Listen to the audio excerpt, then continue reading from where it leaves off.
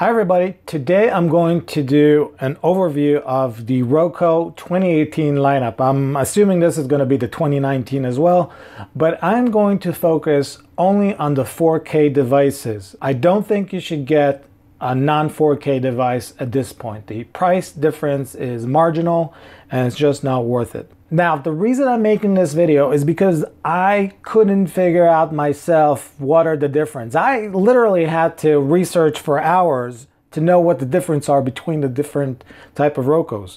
And in fact, at first I bought the Premier and that was a big mistake, and I'm gonna tell you why. So let's go over all the features that the Roku lineup has, and we'll see which one has what. And I'm gonna start with the Roku Ultra because it has everything. It literally has everything. So it has Control TV via infrared, which means that the remote has a power button and a volume button to control the TV. That's great. You don't need to mess with two remote controls. It has MIMO wireless, which means better reception, better range. It has a USB port, which means you can plug in a USB thumb drive to play local video files. It has a micro SD card slot to add more storage so you can have more channels and channel storage. It has a Lokit remote. It has a button on the device itself which when you press on it, the remote starts beeping. It has a physical Ethernet port, which is great. If you're in an area or a house or an apartment with not good reception, you can always wire an Ethernet cable, and this way you don't have problems with wireless.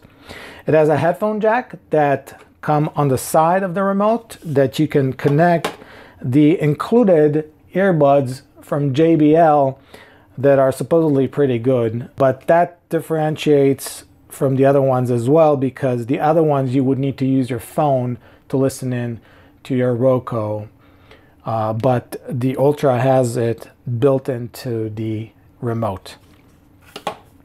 Next we go to the Streaming Stick Plus, which has the TV controller and the MIMO wireless, but it doesn't have all the rest of the stuff. Next we go down to the Premier Plus, which has the controller, and in fact this is what I have right here. This is the controller and this is the device itself, HDMI and the micro USB port and a reset button.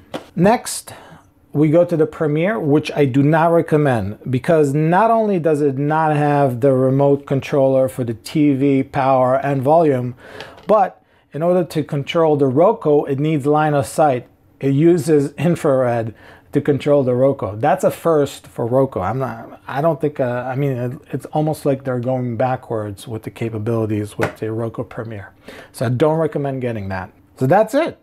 I've put everything in a nutshell. The one thing you have to consider is that for the stick, make sure that there's enough space in the back of your TV. And if you don't, you need to order a free dongle or like a little HDMI cable extension that will enable you to connect it to your TV. It is free. There's a web page that Roku lets you provide your information, and they will send you a free cable. That's it. I really hope this clarifies the confusion as far as what Roku has what.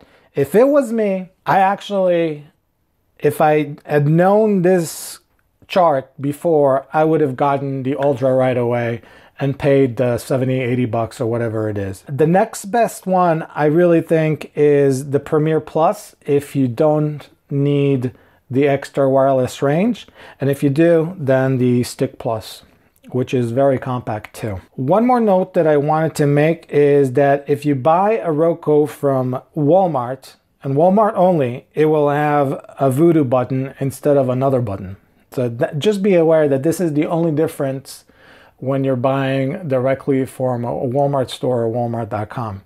Perhaps I'm going to link a link to those too. So again, thanks for watching. Hope you enjoyed this video. Please thumb up, subscribe, click that notification button. Hope you have a great rest of the day, and I'll catch you in the next video. Till next time.